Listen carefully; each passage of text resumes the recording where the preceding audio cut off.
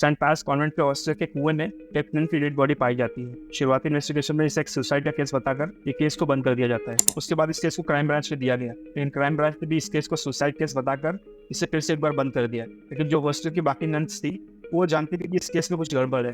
उन्होंने तब के केरला सीएम को एक लेटर लिखा और लेटर लिख के कहा इस केस को फिर से एक बार री इन्वेस्टिगेट करने को, और उसके बाद इस केस को सीधे सीबीआई पर ट्रांसफर कर दिया गया। लेकिन इस केस को लेकर सीबीआई के ऊपर भी इतना ज्यादा प्रेशर बनाया गया कि रिटायरमेंट से पहले ही एक ऑफिसर ने रिटायरमेंट ले लिया इस केस की वजह से। ये केस जितना ज्यादा सिंपल दिख रहा था उतना था नहीं, पर केरला के इतिहास का सबसे ज्यादा लंबा चलने वाला केस बन गया। तकरीबन 28 साल ये केस चला और उसके बाद इस केस में रिजल्ट आया। इसके बाद इस केस का फैसला आया और कैसे एक चोर की गवाही से इस केस का पूरा रुख ही बदल गया। पर क्यों इस केस को इतना ज्यादा दबाया जा रहा था, आइए ये सब जानेंगे आज के इस वीडियो में। मेरा नाम है Suhail and you are watching the case of sister Abhaya. Kerala south India का एक ऐसा स्टेट जो जाना जाता है अपनी खूबसूरती, ब्यूटीफुल नेचर और अपने ट्रेडिशनल कल्चर के लिए, और एक ऐसा केस जिसने पूरे केरला स्टेट को हिला कर रख दिया। ये कहानी है सिस्टर अभिया की। बीना थॉमस ए सिस्टर अभिया, इनका जन्म हुआ केरला के कोट्टयम में। बचपन से ही काफ़ी शांत स्वभाव की थी और पढ़ाई में भी काफ़ी ज़्यादा अच्छी थी, और आगे जाके इन्होंने एक नन बनने का फैसला किया। अपनी पूरी जिंदगी अपने गॉड और अपने रिलीजन के नाम करने का फैसला किया। केरला के कोट्टयम में एक सेंट पायर्स कॉन्वेंट था, उन्होंने वहाँ पे एडमिशन लेने का फैसला किया। सिस्टर अभिया की तरह ही और भी कई लड़कियाँ इस कॉन्वेंट में नन बनने के लिए आई थी, और इसी कॉन्वेंट के हॉस्टल में लोग रहा करती थी। कुछ दिनों में इन लोगों का एग्जाम आने वाला था, और इसी एग्जाम की पढ़ाई के लिए सिस्टर अभिया ने सोचा कि सुबह सुबह का वक्त पढ़ने के लिए बहुत अच्छा रहेगा। इसलिए 27 मार्च की सुबह 4 बजे वो अलार्म लगा के उठी। उठने के बाद वो पढ़ाई के लिए बैठती है, और कुछ देर पढ़ाई करने के बाद उन्हें शायद पानी प्यास लगती है, और वो पानी पीने के लिए किचन की ओर जाती है। और इसके बाद सिस्टर अभिया के साथ क्या हुआ क्या नहीं, वो बहुत सालों तक एक राज रहा। जब अगली सुबह इस हॉस्टल की बाकी नर्स उठती है तो वो देखती है कि सिस्टर अभिया अपनी जगह पर नहीं है, उन्हें जहाँ होना चाहिए वो वहाँ नहीं है, और बाकी सब लोग उन्हें ढूंढने लगते हैं। जब नर्स उन्हें ढूंढते ढूंढते किचन की तरफ जाती है तो किचन का दरवाजा बाहर से लॉक हुआ होता है। दरवाजा खोलती हैं तो सामने फ्रिज का दरवाजा हल्का सा खुला हुआ था, और वहां पे एक बोतल गिरी हुई थी जिसका पानी जमीन पे था, और उसी के आसपास सिस्टर अभिया का एक पैर का चप्पल था। और जो किचन था उसकी कुछ चीजें बिखरी हुई थी, मतलब अपनी जगह पे नहीं थी। और ये जो चीजें मैंने बताई उससे आप लोग याद रखिएगा कि इस केस में काफी इंपॉर्टेंट रोल अदा करती है। ये सारी चीजें तो मिली, लेकिन आसपास कहीं भी सिस्टर अभिया दिखाई नहीं दे रही थी। थोड़ी देर और ढूंढने के बाद उसी हॉस्टल के कंपाउंड में हुआ था, वहां पर सिस्टर अभिया के पैर की दूसरी चप्पल मिली। सबको लगा कि सिस्टर अभिया कहीं इस कुएं में तो नहीं गिर गई। तुरंत पुलिस को बुलाया जाता है और कुछ लोगों को उस कुएं में भेजा जाता है, और उस कुएं में मिलती है सिस्टर अभिया की डेड बॉडी। बॉडी को निकालने के बाद सारे प्रोसीजर करके उस बॉडी को पोस्टमार्टम के लिए भेज दिया जाता है। पोस्टमार्टम में मौत की वजह डूबना बताया गया, और सर के पीछे चोट लगी हुई थी। इसकी वजह बताई गई कि कुएं में गिरते वक्त शायद सिस्टर अभिया के सर के पीछे वो चोट लगी हो। पोस्टमार्टम में इसे एक सुसाइड का केस बताया गया, और लोकल पुलिस ने भी बहुत हड़बड़ी में इस केस को सुसाइड केस बताकर बंद कर दिया। लेकिन ये बात किसी के समझ में नहीं आई कि सिस्टर अभिया सुसाइड क्यों करेंगी। एक दिन पहले वो लोगों से हंस बोल के मिल रही थी, बातें कर रही थी। अचानक से ऐसा क्या हुआ कि उन्होंने सुसाइड कमिट कर लिया। और अगर सुसाइड करना होता तो सुबह सुबह 4 बजे का अलार्म क्यों लगाती, सुबह क्यों उठती सुसाइड करने, और वो पानी का बोतल फर्स्ट ऐसा क्यों पड़ा हुआ था, उनका एक चप्पल किचन में क्यों पड़ा हुआ था, वो सुसाइड करने एक चप्पल पे क्यों गई, तो किचन में वो सारी चीजें बिखरी हुई क्यों थी। कोई भी इन सारी चीजों को देखकर बता देगा कि ये केस कोई सिंपल सुसाइड का नहीं है, इस केस में कुछ और ही बात है। और इतनी क्या जल्दी थी इस केस को बंद करने की, पर क्या इस केस को दबाया जा रहा था? इसका जवाब है हाँ, इस केस को दबाया जा रहा था। और इसकी वजह थी कि ये इंसिडेंट ऐसी जगह पे हुआ जहाँ लड़कियां नन बनने आती थी, जहाँ लड़कियां आती थी अपना धर्म सीखने, अपना रिलीजन सीखने।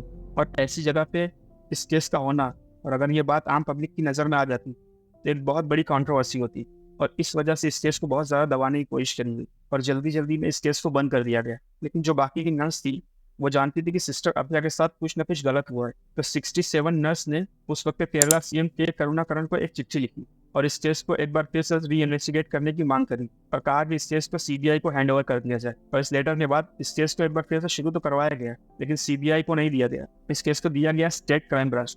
क्राइम ब्रांच ने फिर से एक बार इस केस को शुरू से इन्वेस्टिगेट करना शुरू किया, और कुछ महीने की इन्वेस्टिगेशन के बाद क्राइम ब्रांच ने अपनी रिपोर्ट पेश करी, और क्राइम ब्रांच ने भी इस केस को एक सुसाइड केस ही बताया। लेकिन इस केस में शुरुआत से ही कुछ सही नहीं लग रहा था, और क्राइम ब्रांच की रिपोर्ट के बाद भी इस केस को एक बार फिर से सीधा सीबीआई को हैंड ओवर कर दिया गया। जब सीबीआई इस केस की जांच करती है तब धीरे धीरे इस केस की कुछ बातें साफ होनी शुरू होती है, और इसके बाद पहली बार किसी भी इन्वेस्टिगेशन एजेंसी ने ये माना कि ये केस सुसाइड का नहीं होमिसाइड का है। और इस केस की इन्वेस्टिगेशन सीबीआई जोरों शोरों से करने लगी। लेकिन अचानक से कुछ ऐसा होता है कि फिर से एक बार इस केस को चर्चा का मुद्दा बनाया जाता है। सीबीआई के इन्वेस्टिगेटिंग ऑफिसर ने एक प्रेस कॉन्फ्रेंस बुलवाई और उस प्रेस कॉन्फ्रेंस में उन्होंने कहा कि उनके ऊपर बहुत दबाव बनाया जा रहा है कि इस केस को एक सुसाइड केस की तरह ही देखा जाए, और इस वजह से वो अपनी जॉब से रिजाइन कर रहे हैं। जो ऑफिसर 9 साल बाद रिटायर होने वाला था, वो 9 साल पहले ही अपनी जॉब से रिटायरमेंट ले लेता है। इस प्रेस कॉन्फ्रेंस के बाद केरला में हड़कंप मच जाता है और ये केस सीबीआई की दूसरी टीम को दे दिया जाता है। और जब सीबीआई की दूसरी टीम अपनी रिपोर्ट पेश करती है तो उसमें कुछ ये लिखा हुआ होता है कि हमें लगता तो है कि ये केस सुसाइड का नहीं, मर्डर का है, और सभी गवाह और सबूतों की खोज के बावजूद हम किसी फैसले में पहुंच नहीं पा रहे हैं। और इस रिपोर्ट को कोर्ट में पेश करने के बाद कोर्ट ने सीबीआई को फटकार लगाई और सख्ती से इस केस को इन्वेस्टिगेट करने को कहा। और इसके बाद अलग अलग सीबीआई टीम को एक केस ट्रांसफर होता रहा और सब ने अपनी रिपोर्ट में यही कहा कि हमें लगता तो ये केस होमिसाइड का है, लेकिन हम अभी तक कातिल का पता नहीं लगा पाएंगे। और अब अलग अलग एक्टिविस्ट ने प्रोटेस्ट करना स्टार्ट कर दिया कि ऐसा क्या है इस केस में कि पहले लोकल पुलिस, फिर क्राइम ब्रांच और अब सीबीआई भी इस केस को सॉल्व नहीं कर पा रही है। और उसके बाद 2007 में फिर से एक बार नई सीबीआई की टीम बनाई गई और उसको ये केस हैंड ओवर कर दिया गया। और जब इस बार सीबीआई इस केस को इन्वेस्टिगेट करती है तो एक शख्स सामने आता है जिसकी गवाही से इस केस के बारे में कुछ खास बातें पता चलती है। लेकिन सवाल ये था कि उस इंसान की गवाही पर भरोसा कैसे किया जाए। जो शख्स की गवाही दे रहा था वो खुद 1992 में एक चोर था जो खुद उस रात वहाँ सेंट पास कॉन्वेंट में चोरी करने गया था। लेकिन इस केस में इस चोर की गवाही सुनी गई और उस पर एक्शन भी लिया गया। तो वो अपनी गवाही में बताता है कि उस रात वो उस हॉस्टल में चोरी करने गया था और उस हॉस्टल में उस रात उसने किसी और को बाहर से अंदर आते हुए देखा था, किसी इंसान को, किसी आदमी को। और वो आदमी था एक प्रीस्ट जिसका नाम था फादर थॉमस फुक्टूर। इसी रात को एक गर्ल्स हॉस्टल में एक फादर का क्या काम। ये बात बहुत अजीब थी। और उस फादर के साथ एक और शख्स को देखा गया चोरी करके। उस रात वो चोर वहाँ से चला गया, लेकिन अगले दिन उसने न्यूज़ में देखा कि सेंट पायस हॉस्टल में किसी लड़की ने सुसाइड कर ली है। तो उससे ये बात बहुत अजीब लगती है। कुछ दिनों तक तो वो चुप रहा, लेकिन कुछ दिनों के बाद वो ये सब जाकर लोकल पुलिस को बता देता है कि उसने उस रात किसी और को बाहर से अंदर आते हुए देखा था। और पुलिस फादर फुक्टूर और उनके साथ जो शख्स था उसे पकड़ने के बजाय जिसने गवाही दी थी, जिसका नाम था अडक्का राजू, उसी को पकड़ लेती है और उसी को टॉर्चर करने लगती है और उसे पैसों का लालच देती है, उसे घर का लालच देती है कि इस मर्डर का इल्ज़ाम वो खुद अपने ऊपर ले ले और ये गवाही दे कि उस रात वो उस हॉस्टल में चोरी करने गया था और सिस्टर अभिया ने उसे चोरी करते हुए देख लिया था और इसलिए उसने सिस्टर अभिया को मार दिया। लेकिन अडक्का राजू इस बात को एक्सेप्ट करने से मना कर देता है और 59 दिन पुलिस उसे टॉर्चर करने के बाद उसे छोड़ देती है। तो इसका मतलब ये है कि पुलिस को शायद शुरुआत से ही पता था कि इस केस की सच्चाई क्या है, इस केस में मुजरिम कौन है। और उसके बावजूद भी पुलिस ने इसके ऊपर एक्शन नहीं लिया, उल्टा इस केस को दबाने की कोशिश करी गई। अडक्का राजू के बयान के बाद इस केस के ऊपर से पर्दा उठने लगा था। लेकिन सवाल यह था कि उस रात फादर थॉमस वहाँ करने क्या गए थे और उनके साथ वो शख्स कौन था। दरअसल बात ये थी कि उस हॉस्टल की एक नन थी जिसका नाम था सिस्टर सेपी और उसका अफेयर चल रहा था फादर थॉमस के साथ। और फादर थॉमस के मुताबिक उन दोनों का रिश्ता हस्बैंड और वाइफ की तरह था।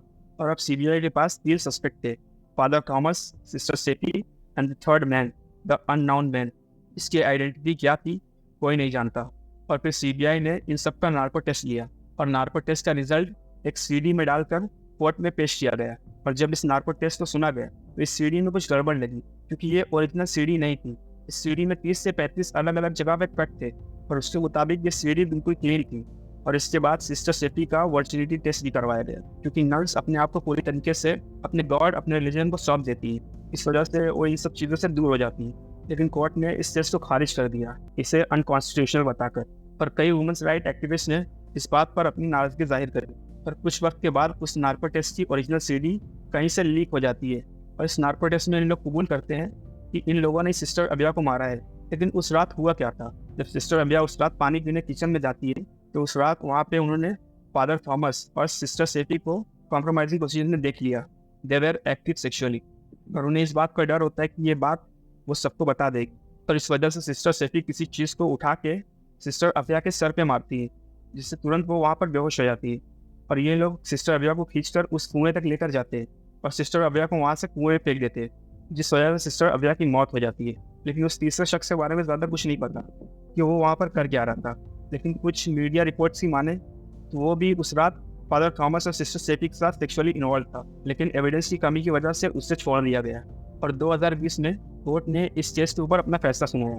फादर थॉमस और सिस्टर सेपी को सिस्टर अभिया के मर्डर में उम्र कैद की सज़ा सुनाई गई और ये केस बन गया केरला के इतिहास का सबसे लंबा चलने वाला case. So that's it guys, आज के वीडियो में इतना ही। मिलते हैं फिर किसी नए वीडियो में किसी नई स्टोरी के साथ।